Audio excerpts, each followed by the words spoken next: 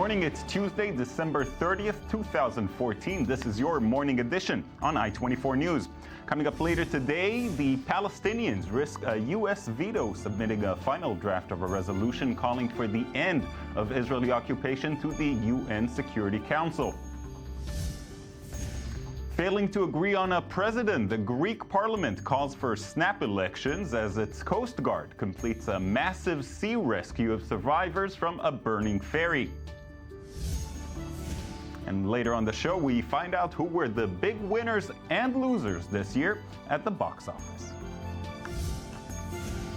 Good morning, I'm Oded Grober, and we begin with the Palestinian Authority, which last night submitted to the UN Security Council via Jordan a final version of a resolution calling to end Israeli occupation and establish a Palestinian state by the end of 2017. On Sunday, President Mahmoud Abbas spoke to U.S. Secretary of State John Kerry of the plans to submit the bid. Kerry tried to persuade Abbas to wait at least till after the Israeli elections in March, or else the U.S. could use its veto in the Security Council. Meanwhile, on the ground, tensions continue to rise. Yesterday, Israeli soldiers shot and killed a 16-year-old Palestinian who was throwing rocks at cars on a West Bank highway. To discuss the developments in the UN, we're joined now in the studio by former Palestinian Prisoners Affairs Minister Ashraf El-Ajami. Good morning to you. Good morning. By former Israeli Deputy Foreign Minister and Ambassador to the U.S., Dania Elon. Good morning to you as well. Good morning, Oded. And by our very own senior Middle East analyst, Ali Waqid. Good morning, Oded.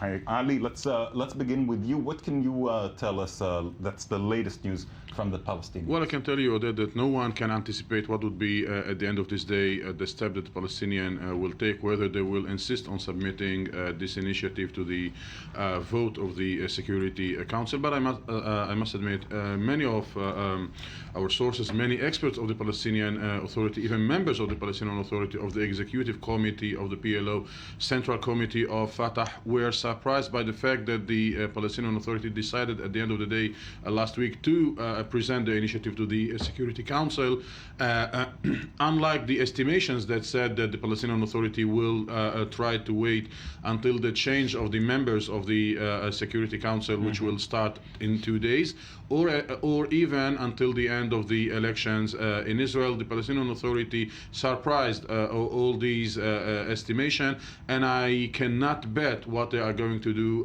this evening, but I can tell you that there is a big non-satisfaction among many members of the PLO, of the Fatah, and even of the Palestinian Authority that do not understand, and they don't know what would be in a couple of hours the step that will be taken on behalf of the Palestinian people, on behalf of themselves, this evening in New York. Yeah. What's new in this draft? Is there something new? There is not something crucial that is new, but there are some changes that want to attract the European to try to support this initiative. But it is true that there is no big change between this draft and the very hard draft that the Palestinian presented at the beginning. In the semantic changes that were made in the last 2 days, the Palestinians are trying to coexist with the European-French initiative. But at the end of the day, even if they adopt the French initiative, they will be confronted with an American veto, and this creates a huge discussion among the Palestinian Authority and in the Palestinian elites and media. Right. Now, either way, this is not something that happens overnight. When can we expect the vote to take place, if indeed Well, it moves the Palestinian, Jordan, on behalf of the Arab group, presented the initiative last night. Technically, there is a need of, an ambassador here is more expert, of 24 hours for the delegations to submit this decision, this initiative to their governments, to take their advices and to decide how they are going to vote. So from yesterday evening, we have at least 24 hours, which means Tuesday evening, this evening. All the Palestinians are trying to say still that everything is open. It is amazing to see that you hear different voices from members within the Palestinian Authority. A Palestinian foreign minister estimated that everything is open, and this can be reported to weeks. See even the elections. Saeb Erekat says this before the end of this year, and nobody knows exactly and can estimate what would be at the end of this day or before at the end of the year the step of the Palestinians. But the Palestinians show in the last weeks that they are betting big. They are betting even sanctions from the international community. They feel that they need to deliver something to the Palestinian public opinion, even if this can have a very negative impact on the Israeli election. And when I say negative impact, it means that strengthening Benjamin Netanyahu and the right-wing camp, and even if it will make the Palestinians lose some points within the international community, whenever a serious draft that can be adopted by the international community will be presented to the Security Council. Either way, you're not assessing that this is that serious draft. It is a serious draft as far as it is representing the Palestinians. It will meet the American veto. Israel, of course, declared already that it cannot live with this draft. Thank you so much, Ali. Thank you. Before we hear from you, gentlemen, let's watch a report we have on the matter from the I-24 News desk. Come back. Despite the reservations of its allies and the scathing criticism of its foes, the Palestinian Authority insists on presenting to the United Nations Security Council its resolution calling for Israel's withdrawal from the West Bank and the establishment of a Palestinian state. The resolution specifies a Palestinian state on the 1967 lines, with East Jerusalem as capital, calls on solution to all core issues, including refugees, in accordance with the relevant Security Council and General Assembly resolutions. The current proposal, presented by Jordan on behalf of the Palestinian Authority, includes 8 amendments to the original draft resolution, but this might still not be enough. The Palestinians are not assured of the 9 needed votes for the resolution to be adopted by the 15-member council. However, on January 1st, new non-permanent council members take their seats instead of those whose terms end, and with the new makeup, support for the Palestinians is virtually assured. We will continue to insist on our truth, and we will vigorously continue to rebuff attempts to force terms that would jeopardize our security. But it's not all smooth sailing. Several Palestinian groups have voiced opposition to the original draft resolution, arguing that it fails to guarantee that Palestinian aspirations will be met, while Hamas fumed that the proposed resolution includes dangerous concessions on the rights of the Palestinians, criticizing the resolution's reference to Jerusalem as a shared capital of 2 states, not just for the Palestinians. In the meantime, in the West Bank, a Palestinian who was reportedly throwing rocks at an IDF force was shot and killed, a reminder that as much as the Palestinian Authority wants to pursue international recognition, its control of events on the ground is still in doubt. Danny, let's turn to you now. Is a U.S. veto a sure thing? Right now, yes. And again, I think you alluded to it, that it's not understandable why the Palestinians insist on doing it now. They didn't even wait for the new composition of the Security Council in 2 days, which may be a little bit more amenable to them. So actually, they, I would say, compel the United States to veto this resolution, which again begs the question, why do they do it? I think the answer to this is in Ramallah. I think it's probably internal politics. Maybe it's something that Mr. Abbas doesn't want to lose the momentum. Maybe he wants to gain some points vis-a-vis Hamas within the Palestinian camp. Otherwise, it's completely not understandable. It's not going to actually further the Palestinian cause one bit. Yeah. Let's turn to Ashraf and maybe present him with that question. If, in fact, the U.S. will veto this bid, where does that leave the Palestinians? I think the Palestinian leadership after that will go to the United Nations organizations, especially the the International Criminal Court, and maybe to other organizations. This is the option for the Palestinian leadership, they declared that if the resolution will fail, they will go to the other organization. This is the option. Yeah, you know, let's now hear what the U.S. State Department had to say about the Palestinian move. Again, we don't think this resolution is constructive. We think it sets arbitrary deadlines for reaching a peace agreement and for Israel's withdrawal from the West Bank. And those are more likely to curtail useful negotiations than to bring them to a successful conclusion. Further, we think that the resolution fails to account for Israel's legitimate security needs, and the satisfaction of those needs, of course, is integral to a sustainable settlement. Ashraf, do you feel that we're closer to a Palestinian state with this resolution submitted to the Security Council? I think that if the resolution will pass without an American veto, it will be good. It can make the Palestinian statehood more close. But if there is a veto, I think it will be difficult for the Palestinian diplomatic movement. Yeah. Wouldn't it be better to wait until after the elections, as Secretary Kerry suggested? I prefer that the leadership must wait to change the components of the Security Council, or also to have more and more discussions with the United States of America and the European community. It is very important to have approval of any resolution in the Security Council. Without this, it will be difficult because it can push the leadership to more and more extremist moves. Right. Now, Danny, there's no question about the direction that this is heading. I mean, maybe this resolution will not pass, but, you know, we've seen countries all around the world, one by one, pass legislation supporting a Palestinian state. So I think shouldn't Israel present some sort of alternative to this? Because with no alternative, this is the only way to go.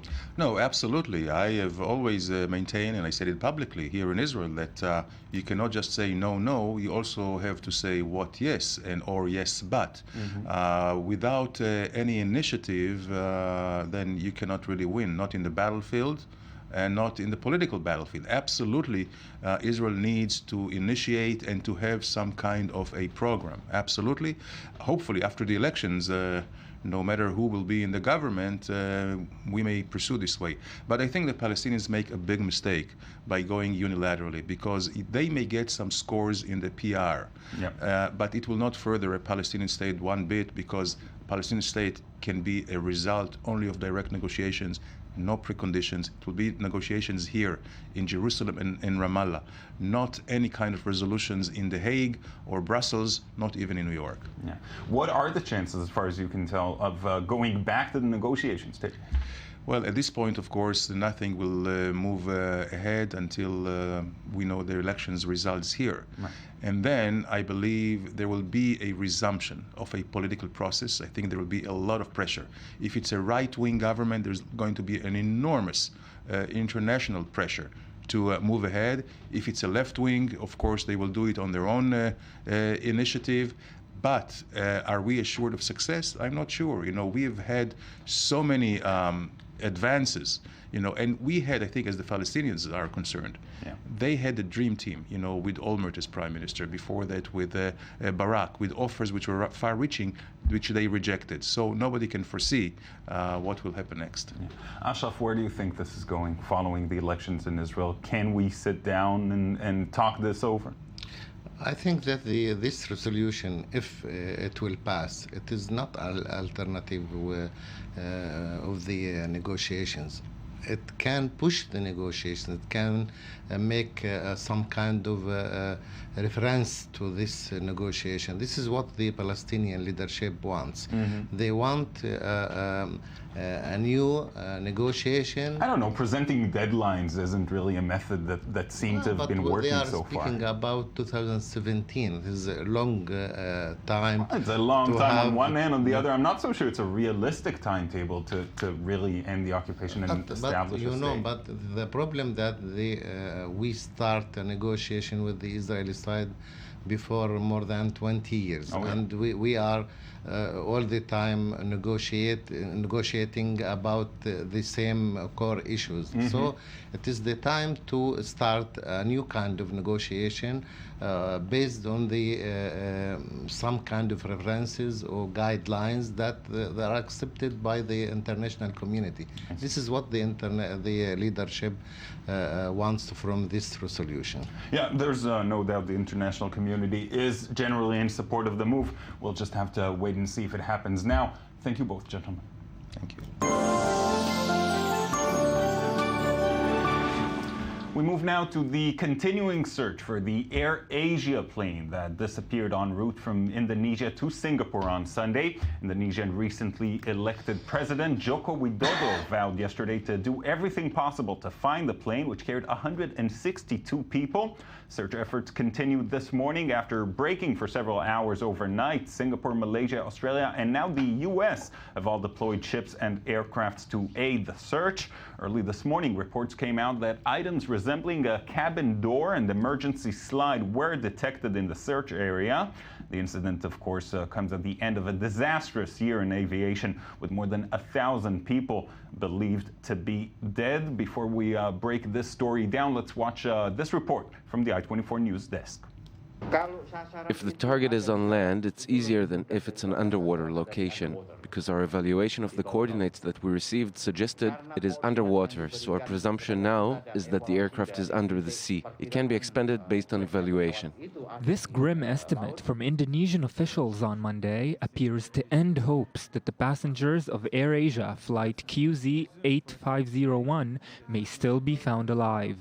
An elaborate international search and rescue effort continued Monday to locate the missing aircraft with 162 people on board. The jet, an Airbus A320-200, vanished from radar screens on Sunday morning as it approached violent weather over the Java Sea. Singapore, Malaysia, and Australia also dispatched ships and planes to aid in the search effort.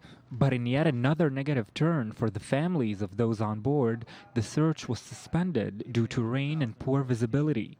And although possible wreckage has already been spotted, nothing has yet been confirmed. But it seems that for AirAsia's future passengers, the disappearance of the plane will not deter them from flying with the company. So I heard about the crash and I texted my family, and they were like, you know, it's a reputable company, right? They are safe. So I see no reason not to travel with them now. Although I am curious how many people will turn up for this flight. Indonesia is in dire need of international assistance in the search efforts, as according to security officials, the country does not have the necessary equipment for underwater search missions. To discuss this most recent incident, I'm joined in the studio by our senior web editor, Ruti Sinai. Good morning to you. Good morning. So what can you tell us? Well, it sounds like they may have spotted, some serious parts of the plane. They've been looking. They found, this is a huge international effort, both from the sea and from the air. They found what looks like a door, what looks like, slides. Those things that we always, poo-poo when we hear the safety films on our flights. We choose to ignore. At least that's what I do. Okay, all right. Anyway. It's looking, as Tony Abbott, the Australian Prime Minister, said, unlike the previous Malaysian, this one seems to be, it's a pretty clear-cut case of terrible weather having brought this plane down and to the bottom of the sea, probably. Yeah. Let's bring into the conversation with his maritime search operations expertise, David Jardine-Smith, the Secretary of the International Maritime Search Federation. David, are you with us? Good morning, yes. Good morning to you. First of all, tell me a little bit about this organization. The International Maritime Rescue Federation, we represent the maritime search and rescue organizations from around the world, so from government organizations to charities, anyone involved in maritime search and rescue. I see. And what do you think of this latest incident? I mean, some experts have said that the route the plane was taking was a dangerous one, passing through bad weather. Could have been pilot error. What do you think?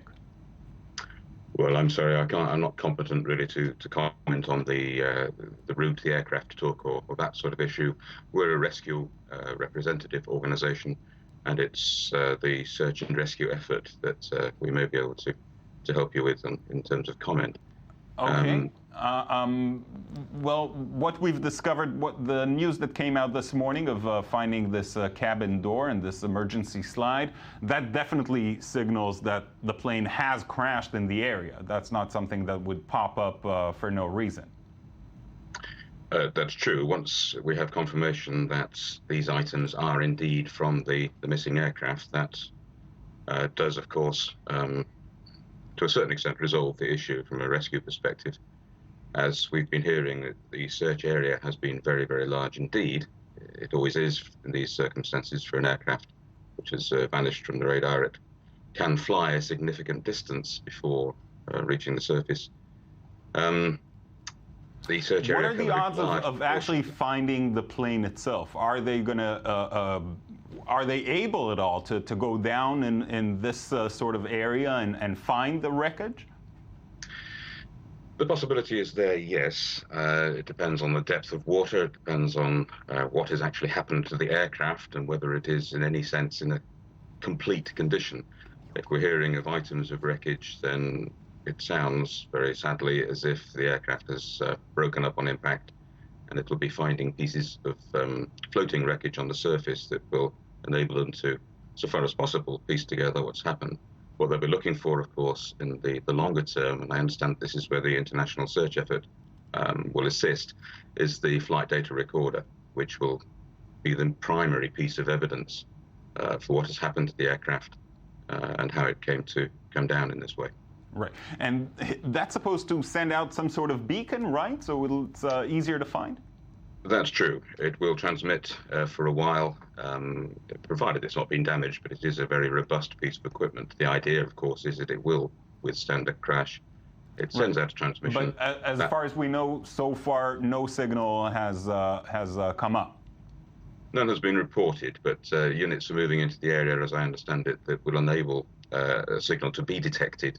And of course, once you can narrow the search area down, if you can identify the wreckage as having come from this aircraft, the search area becomes much smaller, and you'll be able to concentrate that specialist equipment in the right area to pick up the beacon signals from the data recorder. Right. As far as you know, Malaysia, Indonesia, the countries involved, do they hold the right equipment for such an undertaking? I'm afraid I can't say. I don't know. I see. Thank you so much, David. Ruti, let's get back to you. What can you tell us about the route the plane took? You know, they apparently the weather was very bad. The pilot did ask to go up from 30,000 feet to 34,000 feet, and then from 34,000 feet to 38,000 feet. This he was given permission to go up to 34 or 32, I think, and then when he asked to go up again to avoid the really horrible weather, obviously, he was not given permission because the towers said that there were 11 other planes asking for the same thing and flying around there, and it would have been dangerous to allow him to go up. As it is, not allowing him to go up also proved dangerous. I wanted, David, whom we spoke to, was obviously not the right person, but I was sort of wondering whether the fact that this was I mean, I shouldn't really. It's silly that this was a low-cost. This AirAsia is a low-cost operation, doing a very booming trade in the Asia region, and definitely in that part of the southeastern Asia region, which is all archipelagos and islands, and you really need air transportation. But obviously, it happened to a regular airline. Well, you know what? It seems that some experts don't know enough really to say what could have been the cause of this disappearance just yet. Here's what a former Air Force colonel had to say to ABC News. The biggest mystery here is that the radar data itself showed that at 32,000 feet, the aircraft just disappeared. So you would think that if the crew had lost control, maybe as they'd come down, there would have been some additional radar hits there to say, hey, the aircraft's descending, but it just disappeared at 32,000 feet. And Steve, there's very few things that could do that, and it could be weather related, but highly unlikely, or a bomb. but it just doesn't make sense that an airplane would disappear at 32,000 feet. I think weather will be a factor, Amy. I think at the end, it may have been a contributing factor. Maybe it led to a loss of control. Maybe it led to some other catastrophic event. But I think right now, everything is open. We have to keep every possibility open. We have to think about everything that could have happened to this jet and can't just focus on weather. And that means finding the wreckage, finding that black box, reading the tapes, and figuring out what really happened. It's surrounded by land. It's not the vast open ocean that we know out to the west of Australia where they're looking for the other missing aircraft. It's also fairly shallow. So if it's a shallower sea, it's going to be easier to get listening devices and those things down into the water once we get a general area. But it certainly, as David reported, it's not encouraging that the box that they're looking in is expanding rather than contracting. At this point, you would hope that they'd be narrowing that search area, but that's not the case today. And we have another day and another day towards the end of the life of that battery. So again, just like 370, the clock is ticking, and we've got 28 days left to find that airplane. Well, they're certainly going to narrow the search but he area raises now. an interesting point, though, about this, immediate cutoff of communications, which is very rare. Yeah, it's strange. I mean, it's not like the pilot said, oh my God, we're experiencing horrible Mayday turbulence. or Yeah, like that. So I don't know, unless the radio system, failed, which again is unusual because there's always backup and fail-safe and so on mechanisms, in that kind of case. But obviously very frightening. We have to keep telling ourselves that there's tens of thousands of flights in the air every day and at any given moment. Yeah, and we do. Especially this year, we have to keep telling ourselves that because this year was awful. Yeah, from Malaysia, especially from Malaysian. Three big accidents. For the families, obviously, most of those on board were Indonesians. There's only a handful of other nationalities among those who were on the plane. There were 162 people on the plane. I think 7 crew and the rest were passengers. There was the co-pilot was a Frenchman, and his sister was just interviewed this morning on French radio, talking about how he loved flying from when he was a boy, and it is an awful situation. Yeah. From what I understood, the owner of Air Asia flew in and has spent these last 2 days with the families of the people on board in Indonesia. Of course, I cannot imagine their state at this time. No, horrible. Very difficult one. Holiday travel too, even though it's not a part of the world that celebrates Christmas, but still kind of end of the year. Going to Singapore, just getting on board for a relatively short flight. They had fuel for 4 hours, but they weren't expected. I think it's a 2-hour flight. Weren't expected to need it.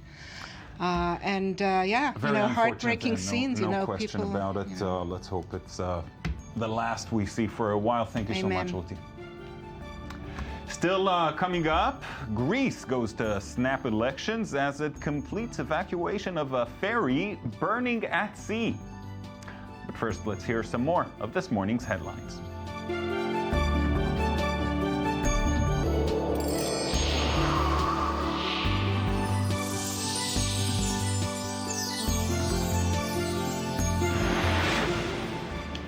Good morning. Thanks for staying with us. Let's say hello and good morning now to Tony Grant, who joins us daily to tell us about all the headlines we've missed this morning. What did you not miss? Well, what can I say? What I did not miss was some interesting news on the electoral front. Yes, maybe you saw this, I don't know, but we're talking about 77 days to go.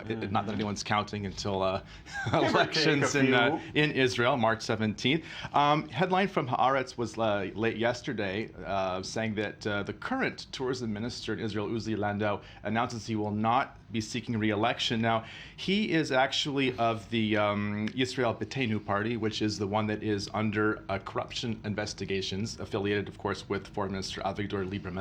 So I don't know if there's any link between that and that announcement. As far as what we know this far, he's not related to that. He Although, is. Yes, go ahead. I was going to say, however, some sources are saying that the tourism ministry may be one of the ministries where there are some investigative questions being asked. Right. So at some levels. It is, because as far as I can tell, the former tourism minister, Stas Misezhnikov, he's right at the center of this investigation. We could go on for hours about that. Yeah, and his style of doing business. Yes, and interesting style to say the least.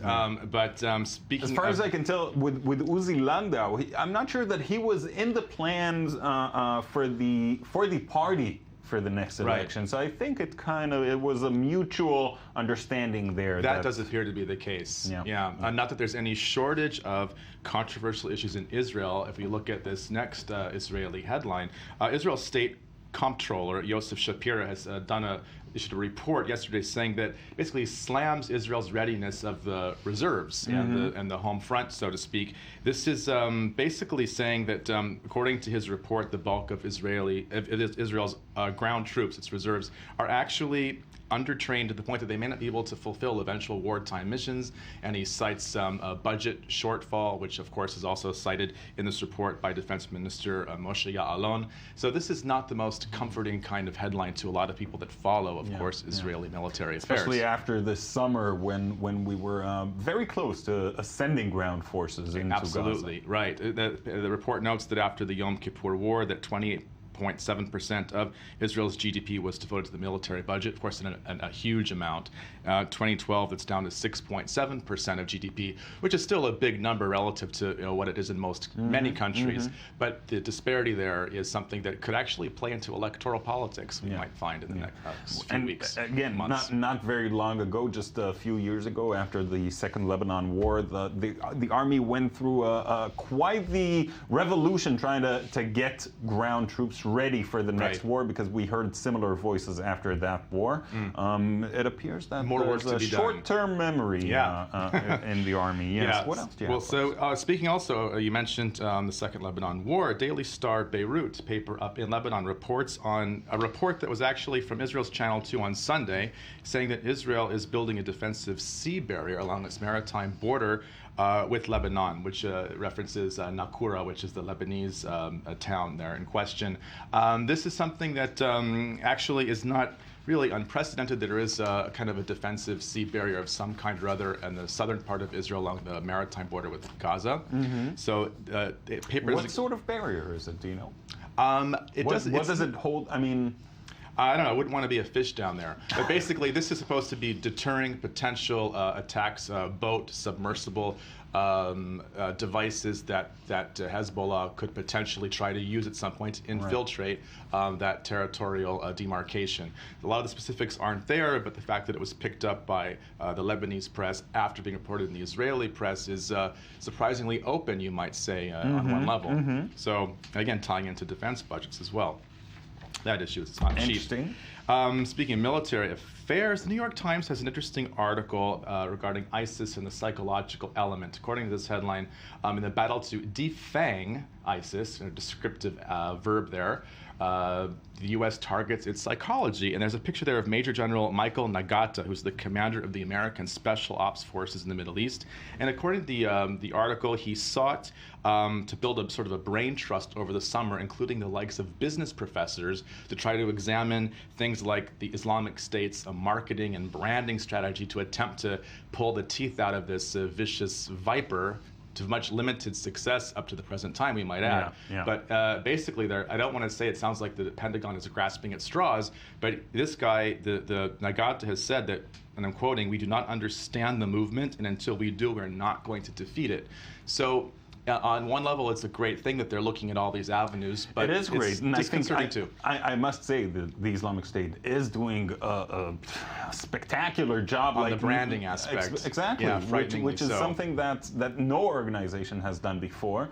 It certainly has an effect as far as PR is concerned, as far as bringing in new people. We hear of Europeans and other nationalities that are pulled in. Exactly, and this is how they get to them, through social media, through all those things, exactly, which reverberating across online and pulling people in from the real life. So who knows? But so it might be a good idea. It's certainly not the only thing. I think they have to explore every avenue to see what they can do to get rid of the scourge that it is.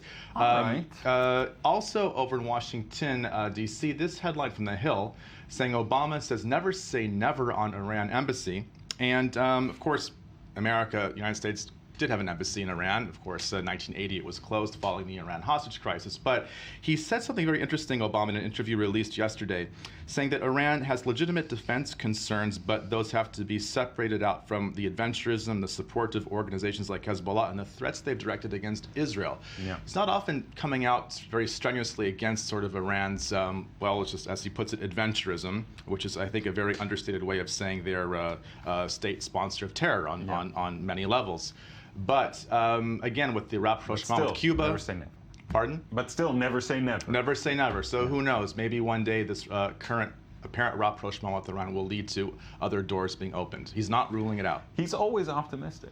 Yes, he is. Really? Isn't he, though? You know who's also optimistic? You. I am, yes, depending on what day of the week it is. Nicolas Sarkozy, the former president of France. What?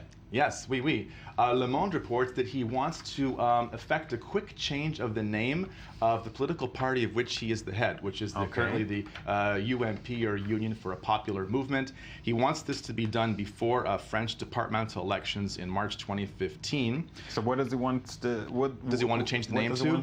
Elect me now.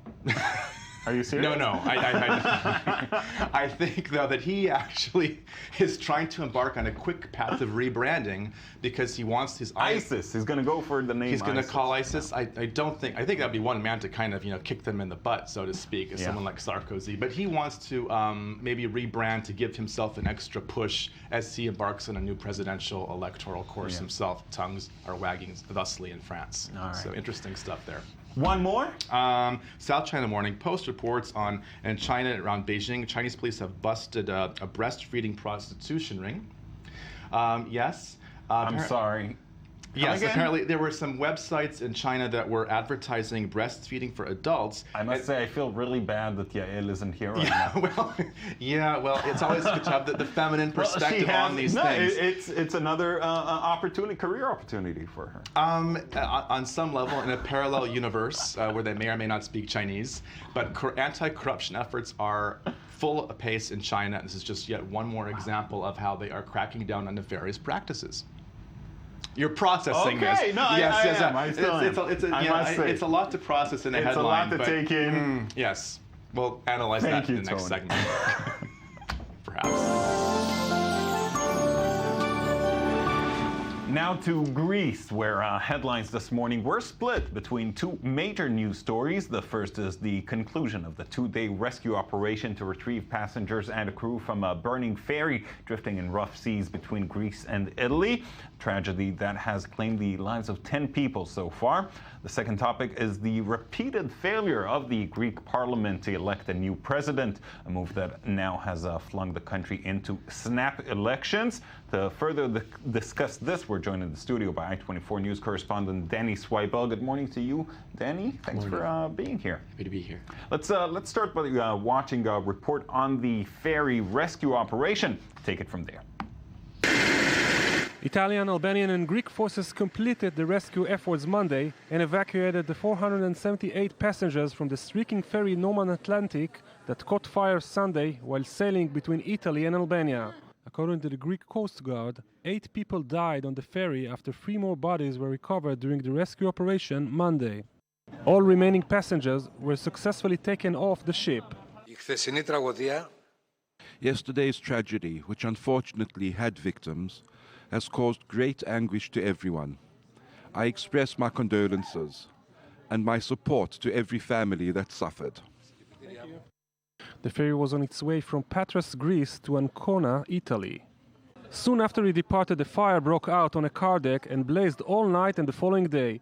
On Monday morning, a group of 49 exhausted evacuees arrived in Bari, Italy, but most of the passengers came ashore only after the rescue was completed. No one can yet say who is to blame for the incident, which according to the passenger on board could have ended with a far worse outcome. I didn't know how they were going to get them off because they said the weather was too bad, they couldn't get in close enough, they couldn't use the helicopters, and then there was films of all the fire. It was very, very scary. One hero did emerge from the disaster. The Italian captain Argilio Giacomazzi, who, unlike the fellow countryman and captain a few years ago, waited until the rescue operation was over and the last passenger taken off before he too abandoned ship. Danny, what can you tell us? So all the people are off the boat, thankfully. Finally, 10 dead. Yeah, sadly, 10 are dead. I'm sure the Greek Prime Minister has had a crazy couple days dealing with a lot of different crises. This was a 36-hour drama that you would see in maybe perhaps a Hollywood movie. People were either facing burning in fire or freezing in sub-zero temperatures. Wow. So it was an extreme situation. It was handled relatively well. Most of the people were saved. There was winds, even airlifting people up into the plane was even a very intense thing. Took several hours, but in the end, they do look at it as a relative success for how bad it could have been. Right. Yeah, there was fire on the ferry. Do we know how it all started?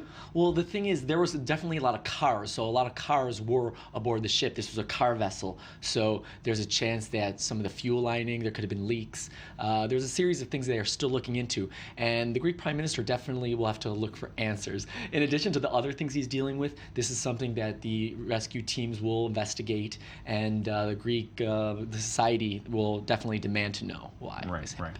And both we should say Greek and Italian forces took part in this rescue operation. They were passengers were then taken to Italy, if I'm not mistaken, and gladly the great majority of people are off safely.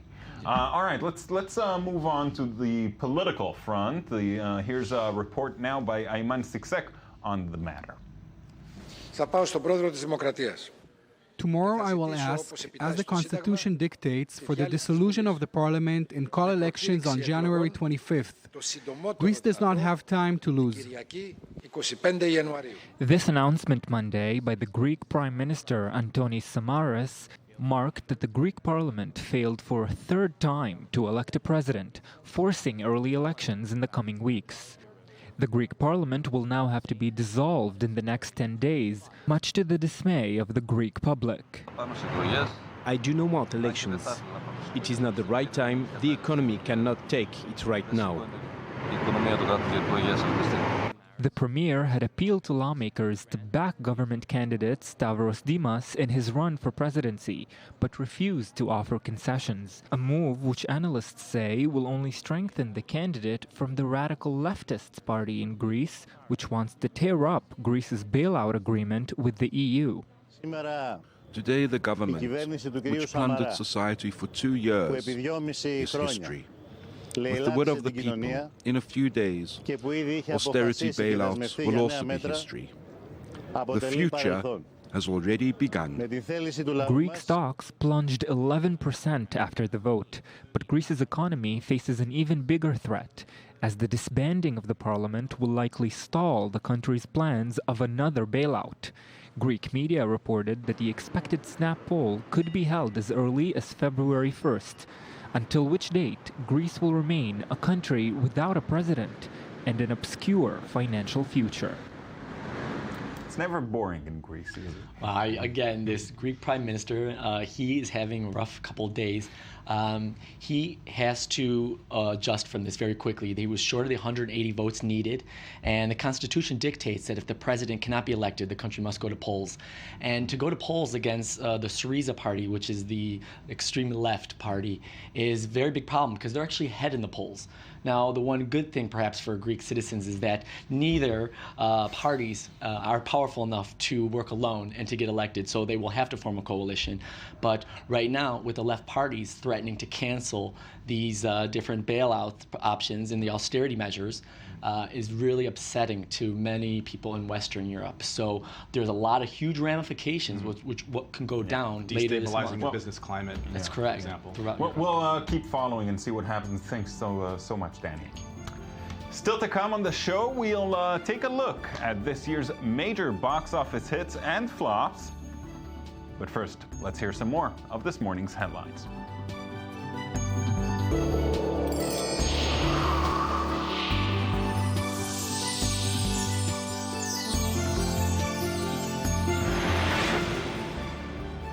Welcome back. It's still Tuesday, December 30th, 2014. This is still the morning edition, and I am still Oded Grober, at least for now. Thank you all for staying with us. With me in the studio now is I-24 News culture correspondent Shachar Peled. Hi, Shachar. Hi, good morning, good day. Fancy running into you here. Yes, happy to see you at this time of the day as well.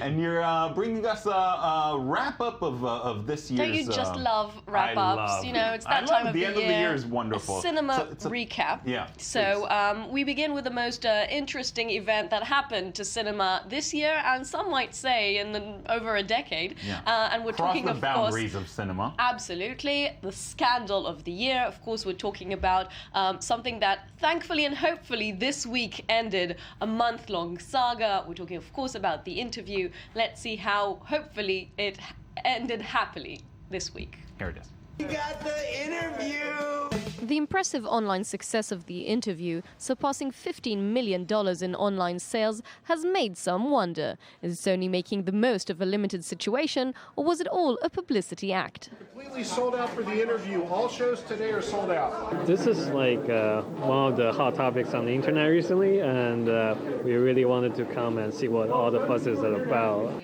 The satire about the assassination of the North Korean leader earned another $2.8 million in cinemas, making altogether almost as much money in its opening weekend as it might have made in a wide release. It was screened in 331 independent theaters who supported the movie in the name of free speech or simply pure fun. I can see where people would think it was very insulting. But it was, you know, it's just comedy, so. As for North Korea, which the FBI blames for standing behind the threat to Sony Pictures, not all cybersecurity experts are convinced. There are even a lot of people on our team that are somewhat skeptical that it was actually the North Koreans in that case. According to Sony, the film was purchased or rented online more than 2 million times in its first 4 days, making it the studio's #1 online movie of all time, and thus far recouping 1/3 of its budget. After backtracking from their original decision to cancel its release, Sony executives now hope their use of alternative platforms will allow them to keep their jobs. Apple has also announced its plans to make the film available for download on iTunes, the most popular online content store, joining Google Play, YouTube and Xbox. Now that it made over 5 times as much online as it did in theaters, the film is not only a scandalous incident, but it is also considered a test case for simultaneous on-demand and theatrical releases. So if only the saga would have ended with a better film. True, yes. Critics are pretty heavy with this film, really lashing out, but it still attracted many people, and it's supposed to, as we said, reach its budget and even more. But we're moving to sadder news, the flop of the year, one might say. And what I like about box office bombs, or turkeys as some call it, is how scientific it all is. There's actually an equation to, yes, a mathematical equation to understand if this was a box office flop. This year, unfortunately, hit hard on an animated film, Legends of Oz: Dorothy's Return. This is a $70 million film without including advertising, and it earned worldwide $19 million. Wow. This means less than $10 million profit for Clarius Entertainment, a really hard hit for this film. What was it missing? It's actually very surprising because it's based on this much beloved Oz stories, and it's voiced by top-notch voice talent like Dan Aykroyd and Kelsey Grammer. Critics thought it was terrible, and apparently parents thought so as well. It earned a score of 16 out of 100 on Rotten Tomatoes, and the rest is history. Too bad for Dorothy. We continue with the bad news. Worst film of the year, also scientific, no, but here it's 2% out of 100 in Rotten Tomatoes. And Nicolas Cage has done it again. Of course, it has to be Nicolas Cage. Left Behind, the film, this... Left Behind. Yes, end-of-the-world style film where Cage is a pilot of a commercial plane that is in sort of a end-of-the-world situation where people start to vanish. He crashes... People start to vanish. Yes. That's why it's like Rapture kind of thing. Exactly. I'll tell you what I'm based on a thinking of. Rapture I'm series thinking of there's in a Simpsons episode they're referring to Left Below. Oh, okay. That's what it's called there. Okay, they're watching so a trailer for it Left Below. Might be a parody okay. of this film. Lowest Rotten Tomatoes score ever this year. And to quote the Daily Beast, I must because it's a wonderful quote. You'd think this Nicolas Cage starring adaptation of the best-selling books will at least have that so bad it's good thing going for it. But nope. Cage must be heavily in debt or something because that's the only possible explanation for this choices of late. Well, it's hardly his first bad film. True, and very sad because I think he's a great actor. The Offensive blended with Sandler and Drew Barrymore, Adam Sandler and Drew Barrymore was a runner-up, and Colin Farrell's ridiculous haircut in Winter's Tale were a close call as well. But we move now to Best Film of the Year. Yes, now please. And there were some very good films this Absolutely, it was a very, very difficult choice. I'll start with the runner-ups who were, in my subjective choice, both Whiplash and The Grand Budapest Hotel. Whiplash, Damien Chazelle's jazz drama with all its emotional, dramatic scenes, very memorable quotes and performances there, and J.K. Simmons, I believe, should be Best Supporting Actor of the Year. And Grand Budapest Hotel, Wes Anderson's doing his thing. Lovely, colourful, exactly, doing his thing. But I think my number one of this year is Richard Linklater's Boyhood, and surprisingly, it's not only my choice, but apparently best rated on Rotten Tomatoes as well. So it's a wonderful achievement. When we noticed for the first time that a year has changed, it's such an amazing feeling. And you're right, not only the very down-to-earth, relatable content on the film, but also the behind-the-scenes production. And all of that is nice, but Exactly. the real thing is how it was is done. the project. These 12 years of production and preceding it several years of working on such a story with all the actors very, very committed to it. We know that you can't sign an actor for more than a 7-year contract, and here everyone was willing to go the long way, the entire 12 years, and it's really a magnificent achievement. And if we have time just for the short goodbyes, this year said goodbye to some really, really, really massive, important talents of I shouldn't have Hollywood. said yes, because you're going to make me cry. It's very, very sad, and we can start from Mike Nichols to Joan Rivers, but I think the two really big pillars of Hollywood, both Robin Williams and Philip Seymour Hoffman, who passed away in 2014 as well. I thought it was before. It was February 2014. Both really. What can we say?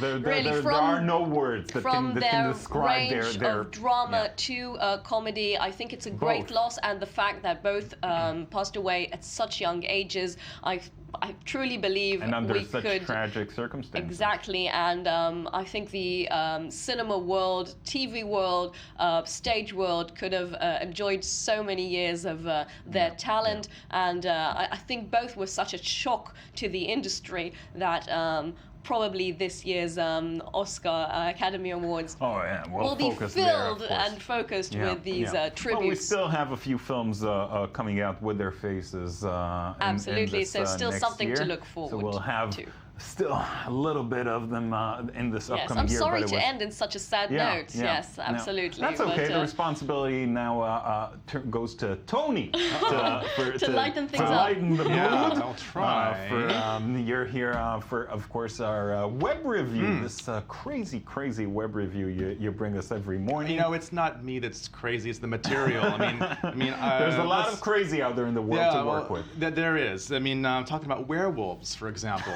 Yes. See, you know, what did I say? Actually, cinema werewolves. There's a link there. There has been something going around the internet like rabies, which has to do with the president of Argentina, Cristina de Kirchner, who allegedly adopted a young Jewish man to prevent him from becoming a werewolf. Now, that's how the story was reported from like Israel Hayom to The Independent. Crazy story. Actually, it's only semi-true. Okay. She did adopt a Jewish guy, 21 years old, as sort of a presidential godson, but she didn't do it because he was Jewish. He just happened to be Jewish, and there happens to be the werewolf. Yeah, what about the werewolf Okay, thing? there is a myth in Argentine folklore that if you're the 7th son born to a family, Okay. and there were no daughters but the 7 sons, and you're the seventh son, but there's a risk that you could turn into a lobson, which is like a fang-toothed Argentinian werewolf on your 13th birthday.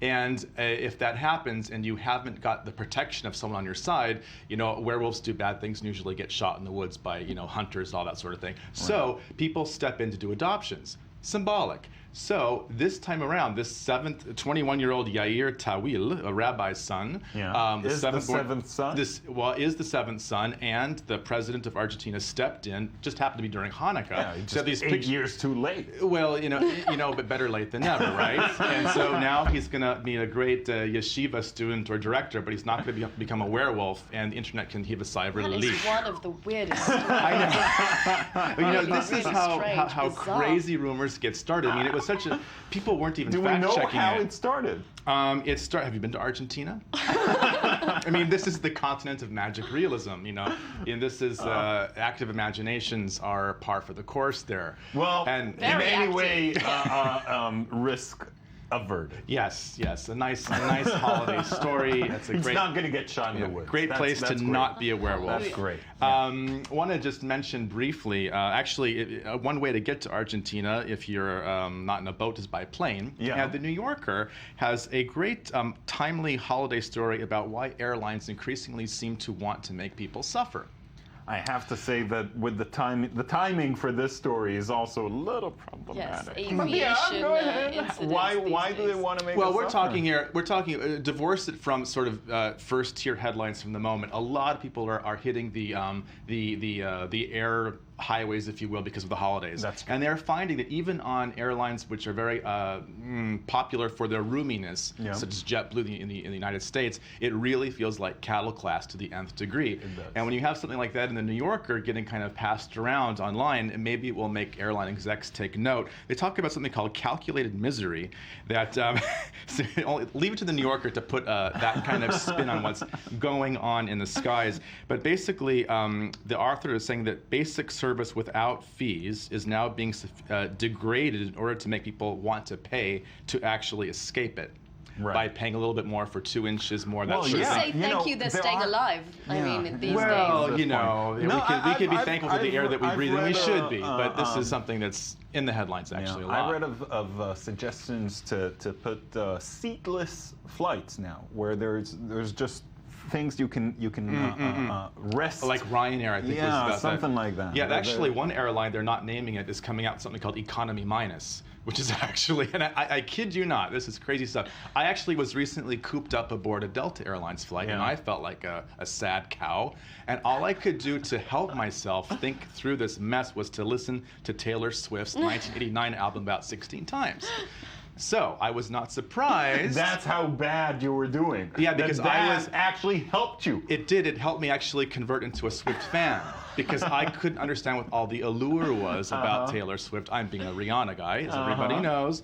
But apparently Taylor Swift is #1 on the Billboard's Artist 100 list for the 10th week in a row. Wow. She really is Captain Miss America right now in terms of her popularity. And I didn't get it until I listened to the album 16 times in my flight. You get it. Yes. Well, at what point during the 16 times did you get it? Was it? I'm going to guess it wasn't the first listen. It was about the 7th listening of Blank Space. Yeah. I think it actually speaks to a whole aspect of American culture, which is sort of being trivialized by a lot of media, but actually goes into the whole... If we put the two together, the fact that Americans are flying around nowadays because of the holiday, right? A lot of them are stuck on planes, and some of them are bound to have Taylor Swift on their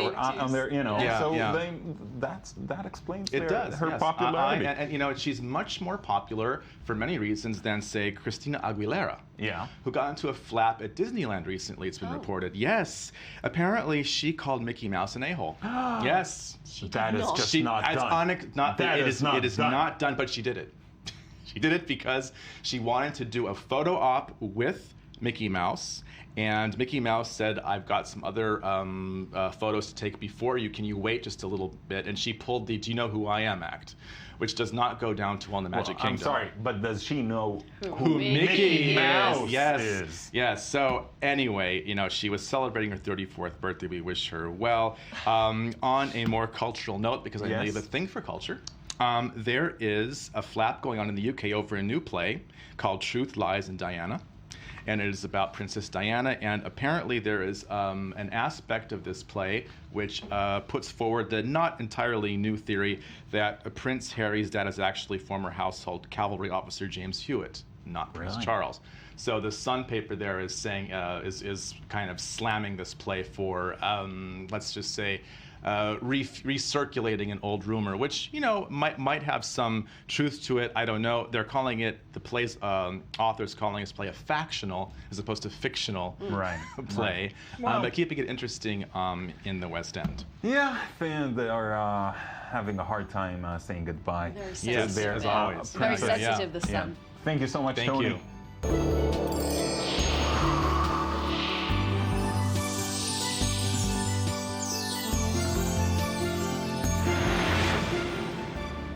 Welcome back to I-24 News Morning Edition. Joining me now is the talented and lovely Bobbi Jean Smith, who grew up in Iowa, attended the Juilliard School for the Performing Arts, and in 2005 moved to Israel to dance in the world-famous Batsheva dance company. Now, 10 years later, she's here with the upsetting news that she's leaving our country for good. Say it ain't so. Sad but true. Thanks for coming in, first of all. Thanks for having me. So tell me a little bit about how you got here in the first place. Because from Iowa to Tel Aviv is not an obvious route. No, I had never left the country. I didn't have a passport even. But I was at school at Juilliard. Right. And Ohad came to visit. Ohad Naharin, the really... the person behind Batsheva, the creative director, I'm not sure what the title is.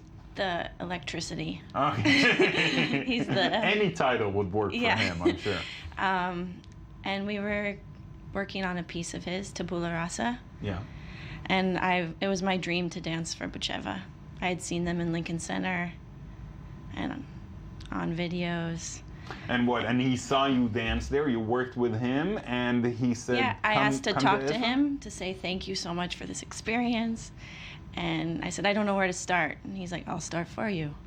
You want to dance for me?" I said, "Yes, I do." Moved to Israel, so I left school. Did? Yeah, I left school early and packed my bags. Okay, and was he when you showed up on his doorstep with his bag? Was he surprised, or did he? No, they all knew I was coming. He supported the move. It wasn't that you took him at his word when what he said one time at a party and showed up. No, it was all planned and. All right, and they knew I was coming. So how do you sum up your time here? 10 years is not nothing. Yeah, I grew up here.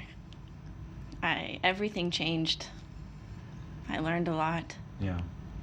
It can be a challenging place to live in.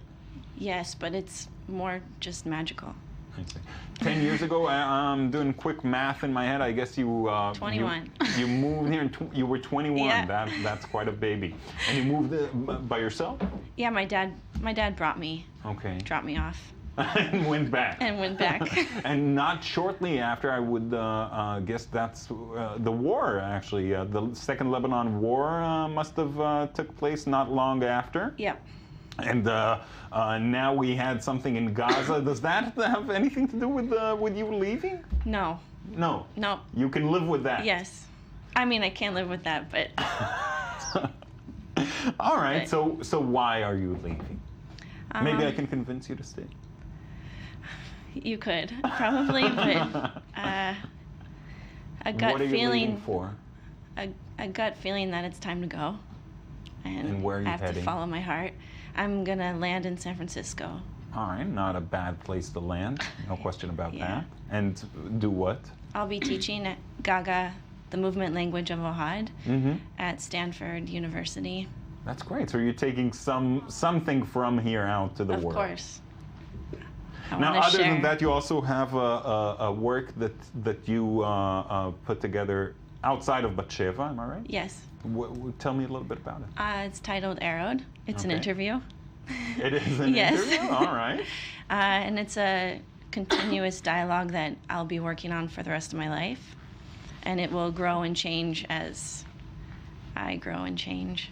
All right. Let's watch a clip. Maybe you'll tell us more when we come back. I remember the town I grew up in, wanting to be alone, but not wanting to be lonely. Feeling like a cliche, needing my cliches, crossing my fingers and pointing them to the sky. I remember that I've come a long way. I remember that this is all I have.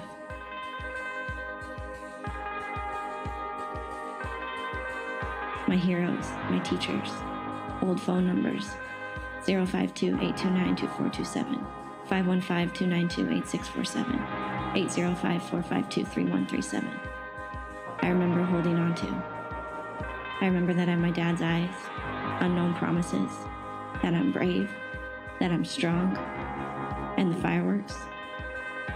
I remember the great, huge, damn fireworks. I remember needing to carry heavy things so I wouldn't have to feel my own weight. My thank yous that were selfish, and the fear of not giving enough. I remember praying every night. Dear God or the stars, please keep my family safe. Please keep me in my own bed. No bad guys, burglars, murderers, kidnappers, or killers. Come to Ames, Iowa, the town I live in, to the street I live on, but more especially to my family, my brother Jason, me Bobby, my dad Lyle, and my mom Denise. Wow, it's really beautiful, I must say. Tell me more about it. Tell me what you're aiming for. Well, just 1 second. That was just one part of Arrowed. And that was a short film we did last summer with my good friend Celia in New York.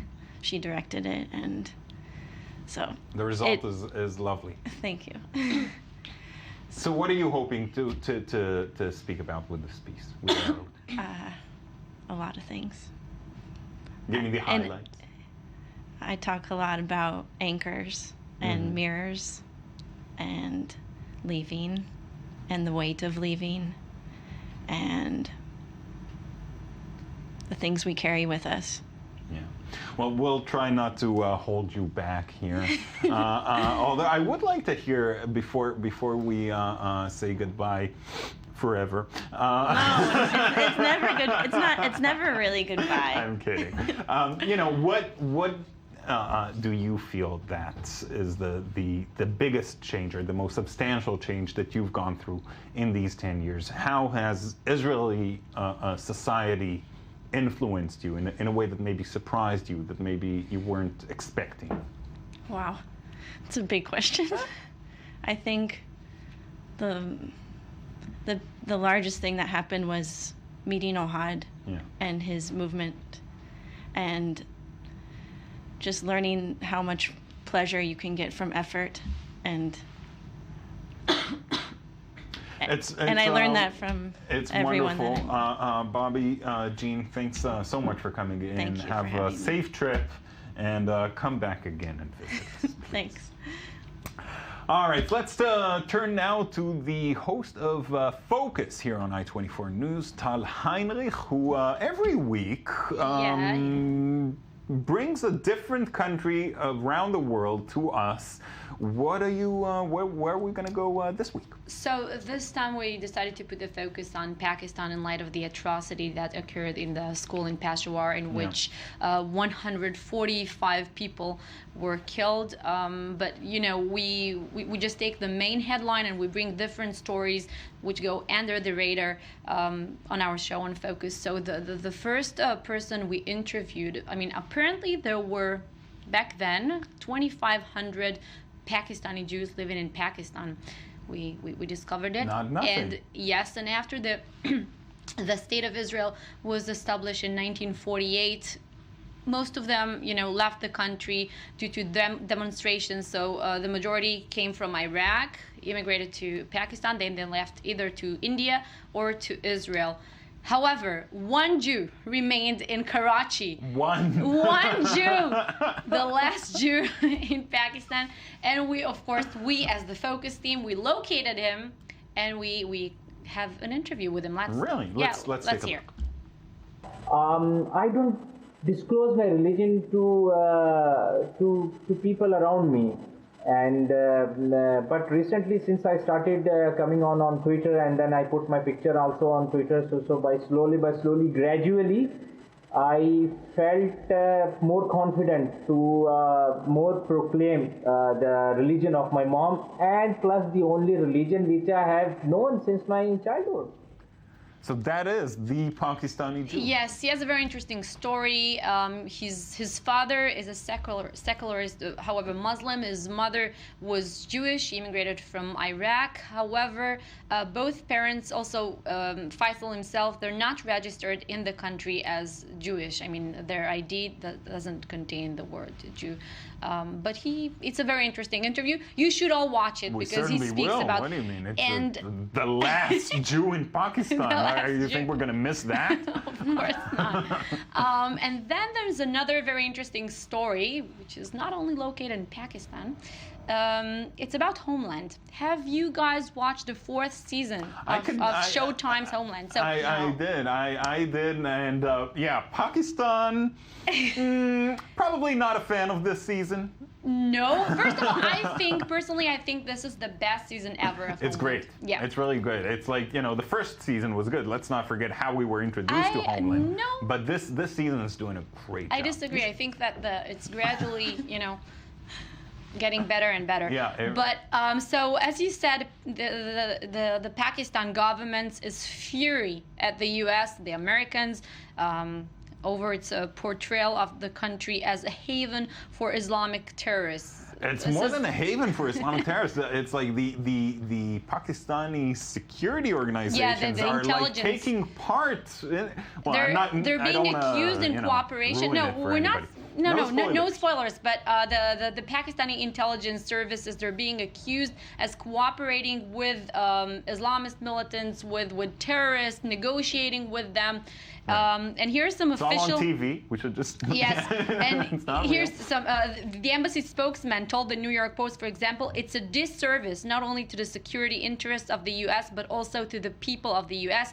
Another diplomat said, Islamabad is a quiet city with beautiful mountains and lush greenery. In Homeland, it's portrayed as grimy hellhole and war zone where shout-outs and bombs go off. Yeah, I mean, that is how it's portrayed. It's true. Yes. Do you know if they shot it in Pakistan? In Cape Town. In Cape Town. That's why Pakistan, Islamabad is lovely. Yes, Cape Town just looks like a hell. But I don't know if you remember, but also the Israelis have a reason maybe to be angry at Homeland's creators, because once one of the CIA agents there explains to another CIA agent why is it sometimes smart and legit to negotiate with major terrorists, he says, because today he's a terrorist, but tomorrow he can be a prime minister. And then he referred in Israel, for example, Menachem Begin first blew up King David Hotel, then he became the prime minister of Israel. And of course, Israelis have also a reason to be angry at Homeland's creator. Yeah, maybe. Do we have time? Yeah, of course we have time. But first, I want to stay on the Homeland subject for just a quick second, because we've seen now Obama come out and speak about the interview and the decision to that later turned to shelf it. I'm curious if Obama will now have to come out and speak to the creators of Homeland, maybe. It's a good point. A good point. I don't think it's the same, but we have to remember that this is not only on television. Also in reality, during the Osama bin Laden capture and, when he was hiding basically in Pakistan, the intelligence services and the Pakistani government, they were also somewhat accused. It's still unclear how much did they know. Yes, and also, I mean, this is what's going on there. Yeah, I mean. Yeah. And about the begging reference on Homeland, it is especially surprising considering Homeland is originally an Israeli show. Right. Called Khatufim in Hebrew. I mean, yes, executive producers Gidi Ruff and Avi Neal are credited each episode also on that one. Didn't think of it. So, we tried, focusing on Pakistan. Of course, we tried to get an interview which is somewhat related to the the most famous, I should say, Pakistani nowadays in the world, who is Malala Yousafzai. Yeah. And recently she received a Nobel Prize for Peace. We even managed to reach to her elementary school teacher. Mm-hmm. We scheduled an interview with him. And then he said that he's sorry, but he's scared from the authorities to give such an interview, to a channel based at the Jaffa Port in Israel. And here's one example, speaking about, but it does bring to mind Malala's stories, that she was attacked on her way to school, shot in the head by terrorists there. It does show you that the education in Pakistan is still under attack. It's very unfortunate. Yes. So Malala recently expressed her, told how from sorry Malala. she is. Yeah, from Malala. She's scared of nothing. Yeah. On the contrary to her school teacher. Let's hear see. what she said about the Peshawar school. My family and I are heartbroken after hearing the news that more than 100 innocent children and teachers have lost their lives in this recent attack on a school in Peshawar. And we stand with all those families and all those children who are injured right now and who are suffering through this big trauma. And now it is time that we unite, and I call upon the international community, leaders in Pakistan, all political parties and everyone, that we should stand up together and fight against terrorism, and we should make sure that every child gets safe and quality education. As always, saying things we should all listen to. She could be, she says that she could be a prime minister in the future. I'd vote for prime her. minister. Yes. Thank you so much, Tal. All right. Thank you. That's it from us for this morning.